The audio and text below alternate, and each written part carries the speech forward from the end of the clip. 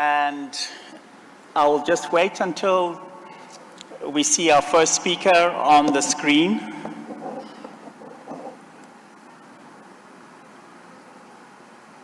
Mr. Vincerf, the chair of the leadership panel, is going to be our first speaker. Thank you very much.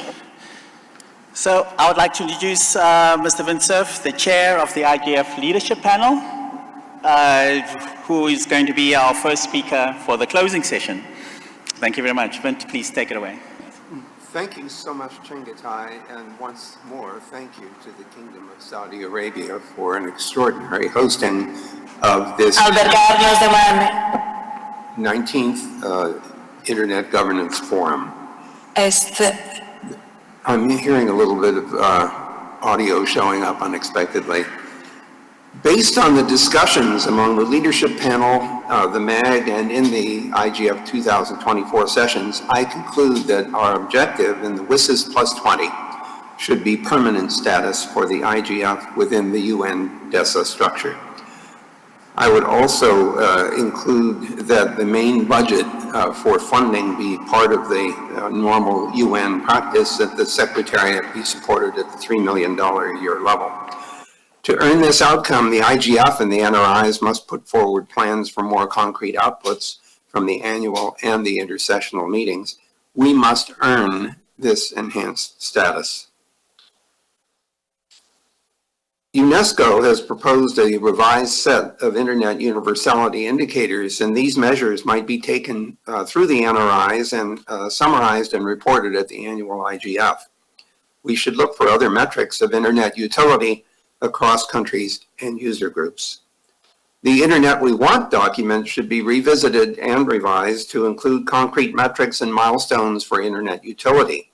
It's intended to be a living document adapting to new applications and needs as the Internet and its applications continue to evolve. We could include in this work metrics for assessing the implementations of the Global Digital Compact, highlighting successes and opportunities for improvement. We should consider preparing another living document, which we might title the IGF We Need, to summarize recommendations for changes and improvements in IGF and NRI execution. Annual review of such a document would be beneficial for informing the IGF and NRI organizers of actions that can be taken to facilitate useful outputs from our efforts. We must prepare quickly for IGF 2025 as it takes place in June in Oslo. Our focus should not only be preparation for WSIS plus 20, but it should get serious attention in the run-up to and during IGF 2025. WSIS plus 20 is a major opportunity to examine IGF's purpose and practices that have evolved over the 20 years since 2006. The collective experience of the participants in IGF and the NRIs is deep and broad and needs to be distilled in forms that others can use for action. Finally, we should not imagine that IGFs can solve all problems. We may be able to identify and characterize them and even make recommendations for solutions, but we should work to deliver these observations to other institutions in the global ecosystem that have capacity and authority to address the problems and the opportunities we have identified. Thank you so much, Chengetai, for the opportunity to intervene. Now back to you.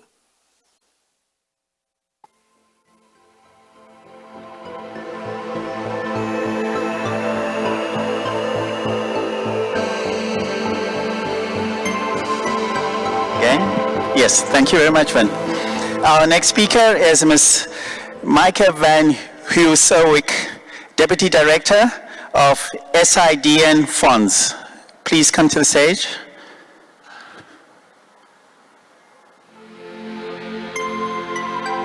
All right, we'll go to our next speaker then. Dr. Angela Suleimania, medical doctor from the Tamal Teaching Hospital in Ghana.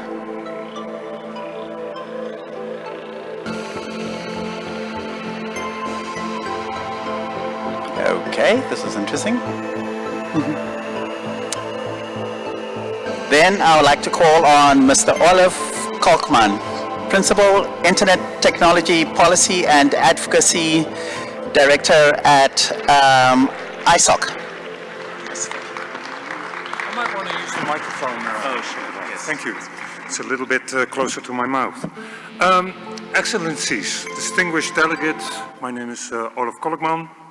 I'm principal at the Internet Society, and I've been contributing to the development of the Internet for 2.5 decades. This Internet Governance Forum takes place during a very particular moment. So the ink on the Global Digital Compact has not dried yet. The pencils are being sharpened for the review of the implementation of the outcomes of the World Summit of the Information Society. As you all know, the IGF is the forum that allows relevant voices to share ideas, shape norms, iron out solutions, address concerns, and take approaches that benefit people no matter where they are and who they are. We are happy to see that the Global Digital Compact recognizes the IGF as the primary multi-stakeholder process platform for discussion of Internet governance issues. However, the IGF is not the only thing that the WSIS has established. WSIS, in addition to defining a set of concrete action lines, acknowledges that multi-stakeholderism, a way of collaborative governance, leads to positive and concrete actions. I actually think of this as a flywheel. Good ideas and approaches are tested at the local level, shared at national and regional IGFs, and lead to inspirations, and maybe even informal consensus at the global IGF. Then these global views percolate downwards to the local level, where people apply them locally while thinking globally.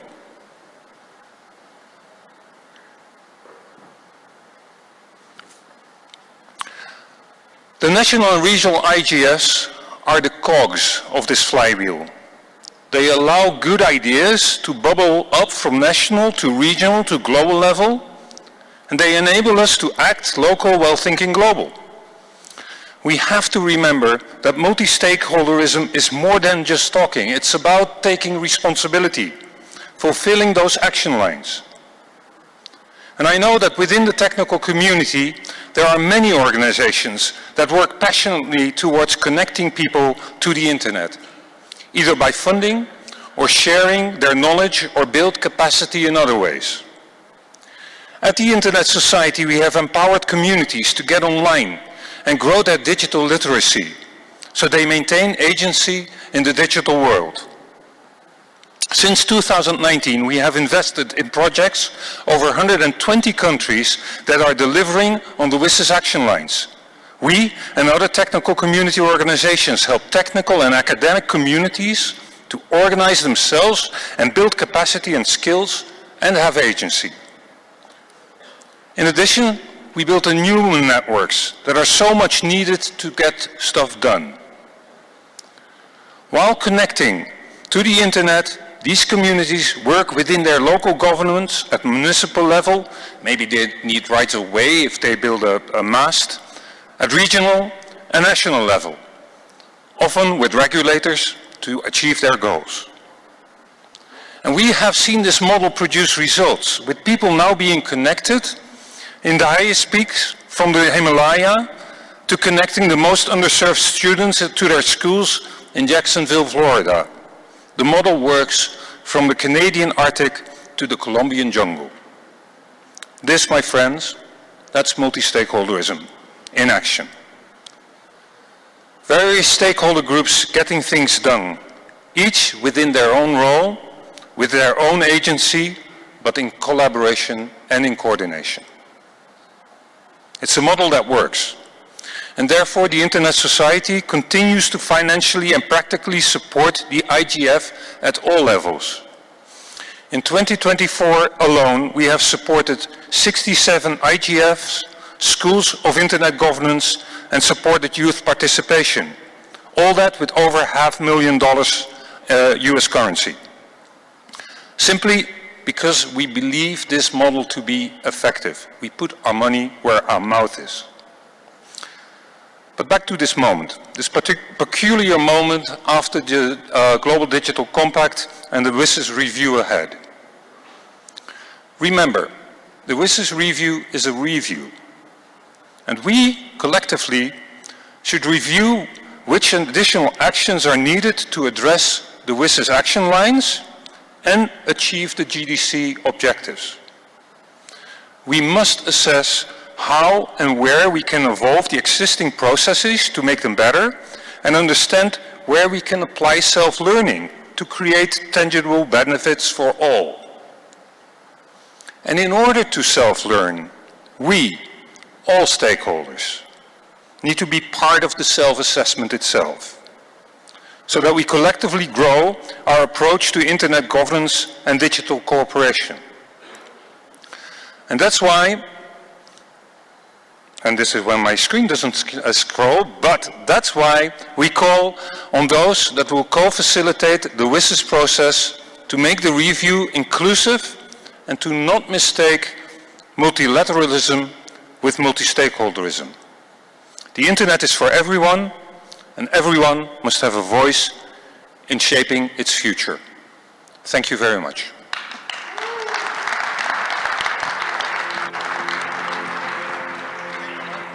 Thank you very much. Next, I would like to call on Dr. Angela Sulemana from the Tamil Teaching Hospital, Ghana. Thank you.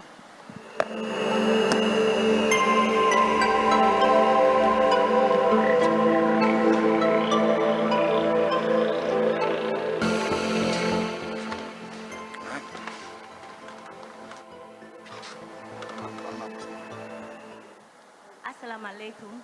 Bonjour à tous. Hola a todos. Esteemed delegates, distinguished guests. My name is Dr. Angela Sulemana at the Tamale Teaching Hospital in the northern region of Ghana. Currently working in the Department of Surgery, and I'm part of Ghana Sick. I stand before you today at the closing ceremony of the 19th IGF hosted by the governments of the Kingdom of Saudi Arabia in Riyadh. I am filled with profound sense of gratitude and emotions, and it's an honor to address you all as member of the youth cohort in this prestigious gathering. You're probably wondering what a medical doctor is doing here. I get that a lot. Let me tell you what this means to me. This forum and its secretariat enabled me to, for the very first time, I left my homeland, Ghana, to be in Addis Ababa for the Africa IGF. What a privilege. And now thinking about my life in Ghana, my hospital, my region, one experience stands out. A 15-year-old patient of mine, after morning reviews, asked, Dr. Angela, could you have me do a TikTok trend with you? Could you do this latest trend with me? I smiled because this patient's CT scan wasn't even ready for the elective surgery. But then I thought to myself, I said that, but at least social media at this point is mentally helping her in terms of joy and satisfaction. Though she had an upcoming surgery, but she had the solace in social media and she was comforted. Maybe if we had AI algorithms that could analyze the MRIs, the CT scans, this could have helped accelerate the process. But reality for some people, it's a bit tricky here. But I've come to understand that in building our multi-stakeholder digital future, we cannot leave the health sector and health professionals out of this conversation. And I'm proud to be part of this forum. I stand here before you just not as a delegate from the youth cohort, but as a voice representing the hopes, the aspirations, and the concerns of young people around the world. Over the past few days, we have engaged in meaningful dialogue and shared valuable insights on the pressing issues of our digital landscape.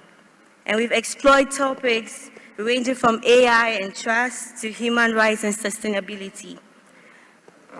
Digital is indeed impacting our lives in all fronts. However, as we reflect on our conversations, we must acknowledge the challenges that persist. Many young people still face barriers to accessing internet, including the lack of infrastructures, affordability, digital literacy. This digital divide is not merely statistics. It represents real lives and missed opportunities. It is imperative that we work together to ensure that the youth have the chance to participate fully in the increasingly digital world. As youth delegates, we are not just passive observers, no. We are active participants in shaping the youth and the future of the internet. As we close the 19th United Nations Internet Governance Forum, together with my young colleagues and friends, I spent wonderful 5 days with, and I want to say a big thank you to the government of the Kingdom of Saudi Arabia, the United Nations, and its IGF Secretariat, organizers, speakers, donors, sponsors, and all participants for cooperating and your support. I would say that as a medical doctor, my work is to save lives. The internet is a life-changing and life-saving tool. And the IGF is the operating room where all experts join hands to save our collective future. Thank you, Anja. Thank you, Celine. Thank you, Fifi, my mentor, for the great opportunity into this year's Internet Forum. And I believe that more medical professionals will continue to get the opportunity to deliver and enjoy the internet we want in 2025. Happy New Year. Assalamu alaikum. Thank you very much.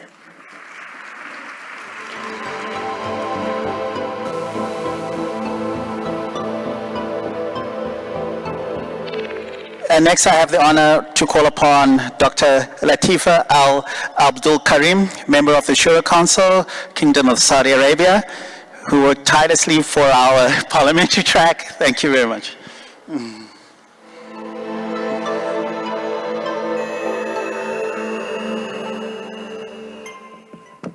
Assalamu alaikum.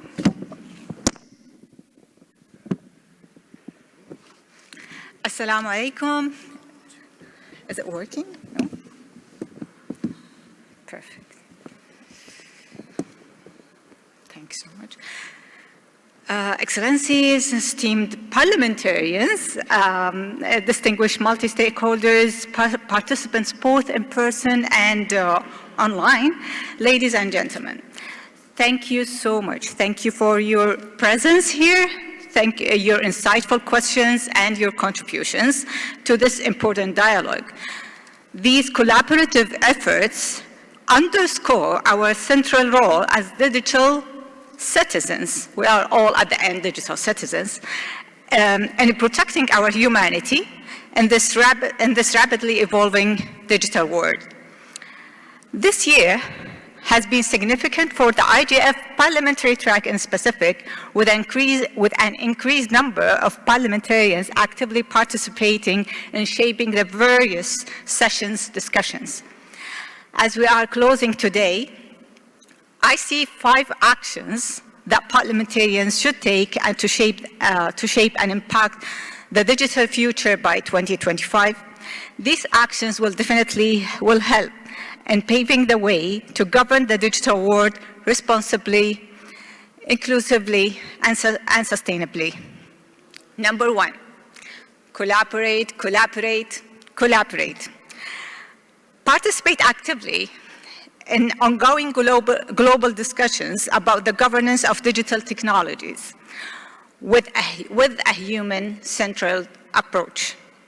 This is not just only about policy, but also about shaping the future of our digital world. Mark your calendars now. It is not only the global IGF in Norway in June 2025, but the IGF parliamentary track has also introduced good practices to others, where they have all invited you to other global events or well-known global events, the AI for Good Summit, the WSIS review meetings, both in July 2025, and the UNESCO Global Forum on AI Ethics, which is going to be in June 2025, so we have a rich summer. Nevertheless, don't wait to be invited. I highly recommend that the Interparliamentary Union, together with the UN, to compile a list of relevant global events and training programs to ensure parliamentarians are actively involved in these conversations. Number 2, invest into the future. Build your roadmap to enhance digital capacity and competencies within your parliament, including capacity of the parliamentarians themselves, or the parliament's administration team, and the institutions of the parliament. This is not just about training funds. Don't wait for funds also. It's about leveraging free resources, promoting knowledge exchanges, and creating a culture of continuous learning. Number 3, foster inclusivity. The digital world is not just for the tech community. There's always this misunderstanding. Invite parliamentarians from diverse committees to think together. Invite regional and sub-regional parliaments to work together to close this connectivity gap. Open your parliament doors to stakeholders from academia, from private sector, entrepreneurs, youth, and civil societies. Their perspectives are essential in crafting the legislative initiatives. Number 4, embrace flexibility, agility, harmonizations, and interoperability. Those are the key principles for those innovative regulations to be embedded in our lawmaking processes. Explore opportunities for creating common regulatory frameworks and interoperable legislations that work across national borders. We must work together to close this governance gap this time. Action on AI is needed. Not just the AI Act. We must push for policies that encourage brain exchange rather than brain drain. At the same time, we must ensure that our policies protect children, safeguard the environment, and ensure our safety as digital citizens. Access to data must be universal, with data sets available in all languages to promote equity. This is a principle that we should actively advocate for. Implementing anticipatory governance to address the future shifts in technology, including emerging fields like the quantum computing and neurocomputing, to ensure that we are also prepared for the next frontier. Number 5, oversight. This is our job. It's now our responsibility as parliamentarians to work in alignment with executive bodies to prevent any governance gap, whether in AI, in data, or different sectors, like what we have just heard from the medical fields, ensuring that the digital ecosystem is governed in a way that reflects global consensus and shared values, and translates, of course, the objectives, principles, and commitment outlines in the Global Digital Compact into practical actions. Finally, I would like to extend my heartfelt congratulations to all those who were involved in organizing this event. Of course, the UN IGF Secretary team, Celine, who was all the time with us, together with Andy from the IBU, and co-organizing the parliamentary track. The Ministry of IT, the Ministry of Communication and IT, and the Digital Government Authority. They were doing all this hard efforts to make sure that everyone is here, welcomed, and feel home, and like making sure that everything is fully occupied for you. And in my final word, I wish the Norwegian Parliament all the best in hosting the next IGF parliamentary track in 2025. And looking forward for your gathering in just 6 months. Thank you so much, and shukran.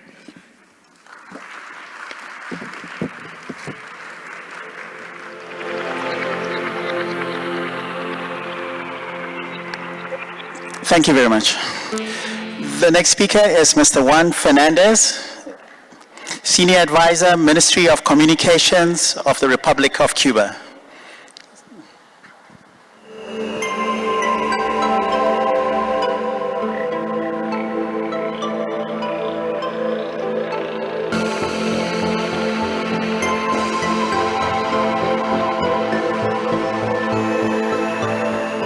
I'm going to speak in Spanish, so put your...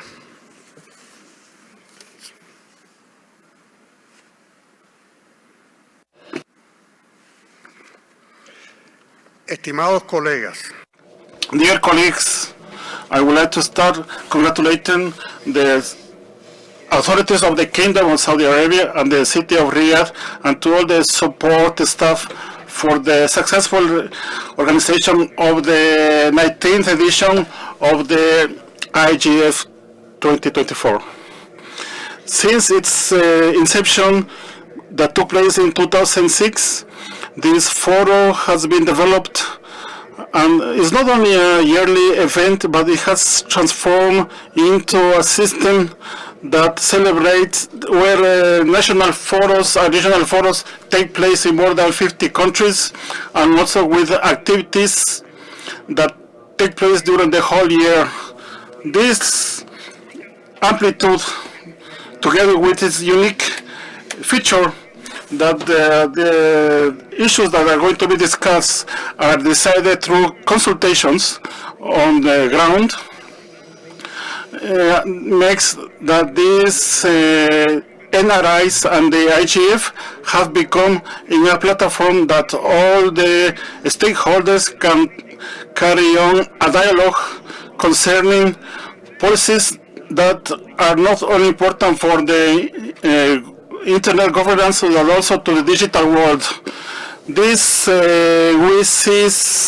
which will celebrate its 20th anniversary next year, established in an unequivocal way the link between information technologies and communications and development.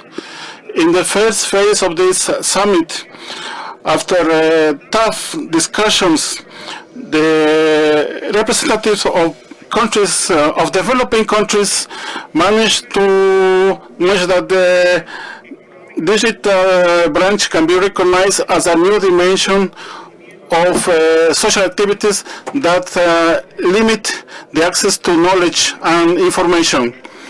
This summit allowed this subject to come out of the technical sphere, and it will come on a political subject that is interesting for the international community. 2 decades later, it has been demonstrated that the information technologies and communications in general, and internet in particular, are essential tools for the development of the countries. It has also been confirmed that this positive impact of the internet is it has much less importance in the developing countries than in the developed countries. So we also are using unilateral measures that don't agree with the United Nations Charter, and this don't allow for the social development of the affected countries and undermine the welfare of its citizens. It is compulsory to eliminate these obstacles and the breaches that are generated by inequality when we talk about access to these technologies, and we have to create the skills that they can contribute to for the application of human rights, civil, political, economic, cultural, social rights for everyone, and that development and the application of emerging technologies can be online with the commitments made for sustainable development. This is not enough to implement the 2030 agenda. It needs the support of concrete actions, access to markets, financing in fair conditions, transfer of technology, and cooperation north-south. The implementation of the recently approved Global Digital Pact gave us an opportunity to advance in this direction and reinforce international cooperation. But we have to try to increase the processes of digital governance, because if we don't increase them, this will affect especially the developing countries. Dear colleagues, this declaration of principles of the first phase of the WISIS establish a common vision of building an information society centered on the human being and targeting the development. Unfortunately, that noble purpose is still only an aspiration for a big part of the humanity. So now we have to make that this common vision becomes a reality, a commission that was conceived 20 years ago. Thank you.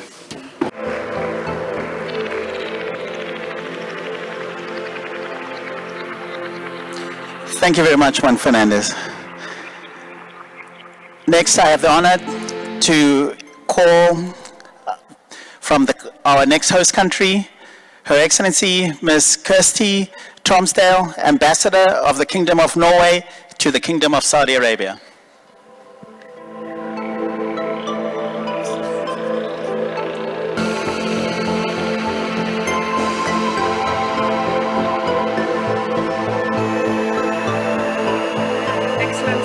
Members of Parliament, distinguished delegates, ladies and gentlemen, we have reached the end of the gathering of IGF 2024 here in Riyadh. I will join the voices of others in thanking the Kingdom of Saudi Arabia for their heartfelt hospitality and for hosting this event so graciously in this magnificent venue. You have been a fantastic host. This IGF has been a great meeting point for interaction between stakeholders in the global internet community from all over the world. Together, we have truly been building our multi-stakeholder digital future, the vision that has guided IGF 2024. On behalf of the Norwegian government, I wish you all welcome to the next IGF in Norway in June 2025.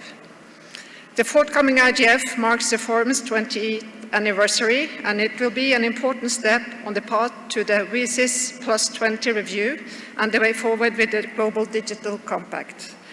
On this note, I can tell you that Oslo is a very popular city in the summertime, so we encourage you to book your hotel early. You can already now visit our host country website, igf2025.no, and make use of the hotel booking facilities there. The Norwegian government wishes to build upon the outcome from this successful IGF here in Riyadh.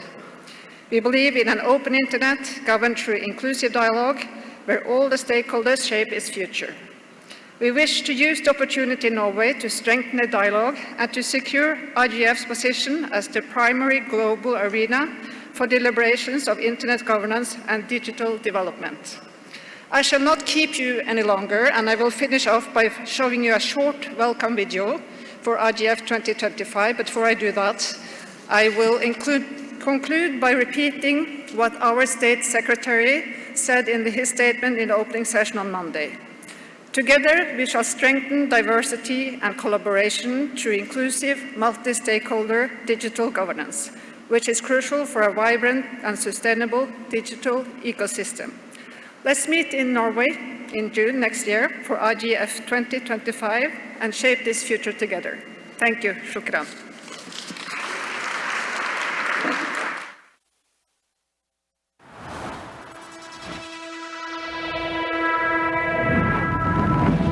The internet is a story about community and connection.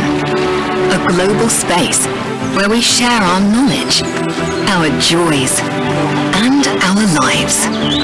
A space to receive news, services, and perspectives. The internet is where we connect.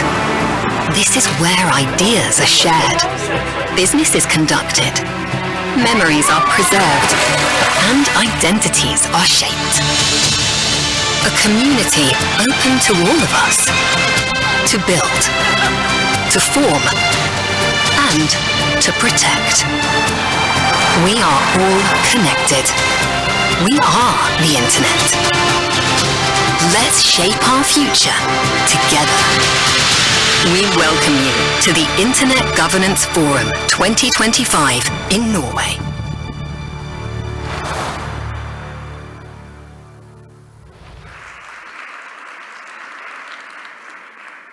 Thank you very much. Our next speaker is a video from the Undersecretary General of the Economic and Social Affairs, UNDESA, that's the home institution of the IGF, Mr. Lee Juan-Hua.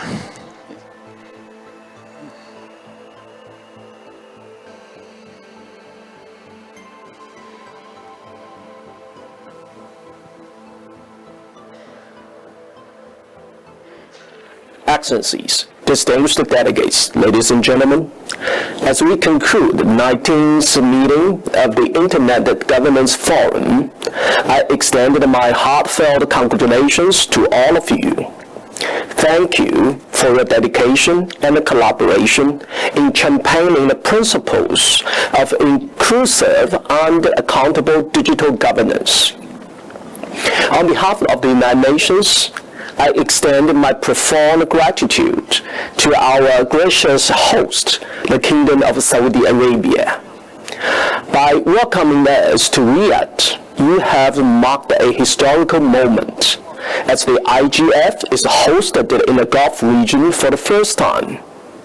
Your leadership and commitment to fostering inclusivity, dialogue, and multi-stakeholder collaboration exemplifies the core values of the IGF.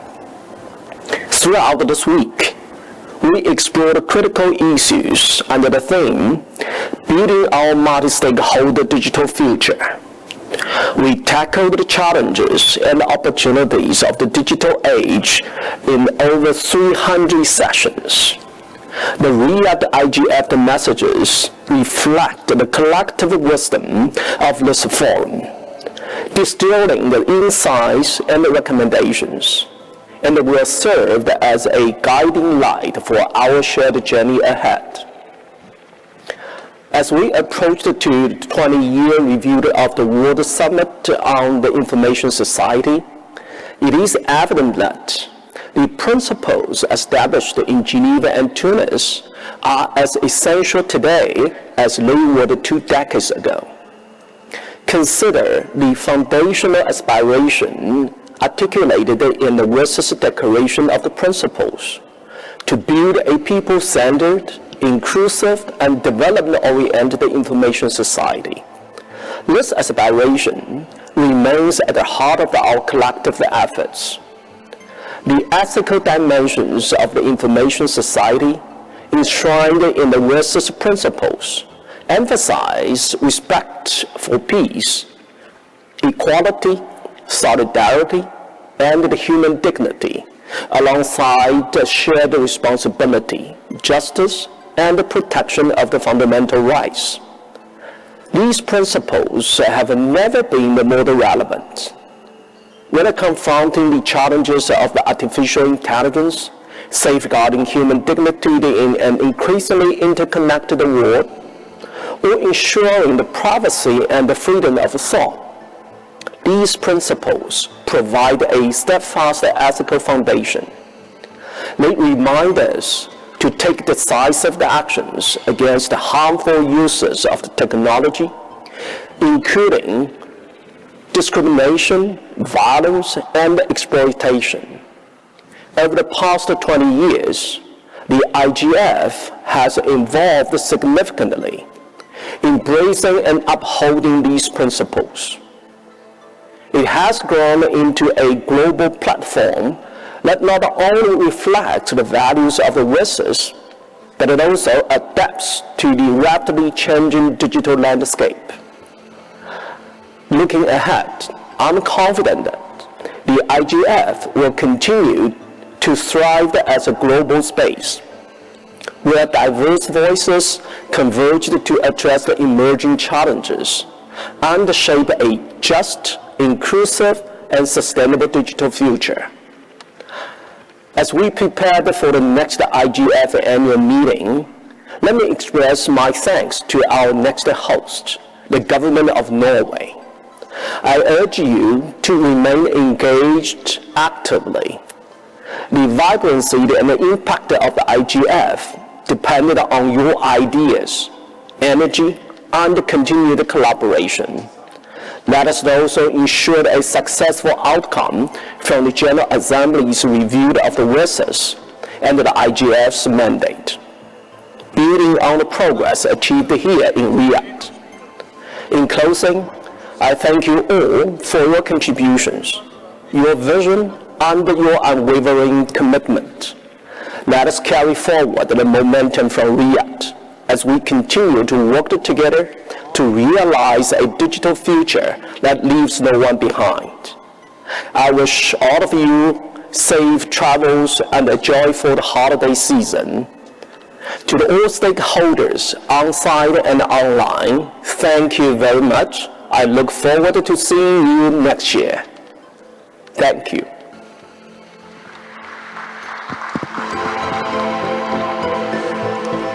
Thank you very much. We'll now have a closing video from the host country. To those who imagined, invented, and shaped the circle that brought the far close and made the difficult simple, thank you. Johannes Gutenberg for preserving the essence of words and ideas. Thomas Edison for lighting our path and every path beyond. Alexander Graham Bell for giving voice and endless reach. To the visionaries who left indelible marks on even the smallest details of our lives, who simplified the complex and erased boundaries in communication, we owe you an immense gratitude. Thank you to those who shifted the compass of our needs and revolutionized our world. Thank you, pioneers of the internet and technology.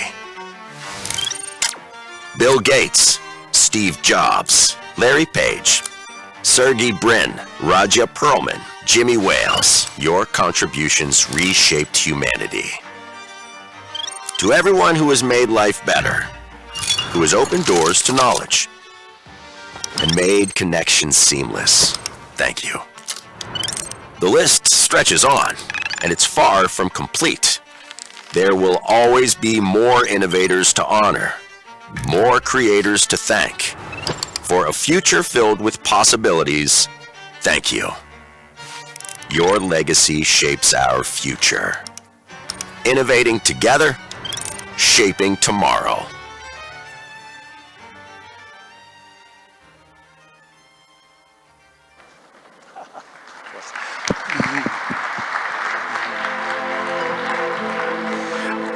Okay, thank you very much. Before we conclude, I just want to point out that the IGF Riyadh messages and also all the other outcome documents, like from the parliamentary track, from our dynamic coalitions and best practice documents, are available now on the web, and coming next week as well, we'll also be making sure that everything else is up on the web. So I wish you safe travels, and I wish you also happy holidays. Thank you.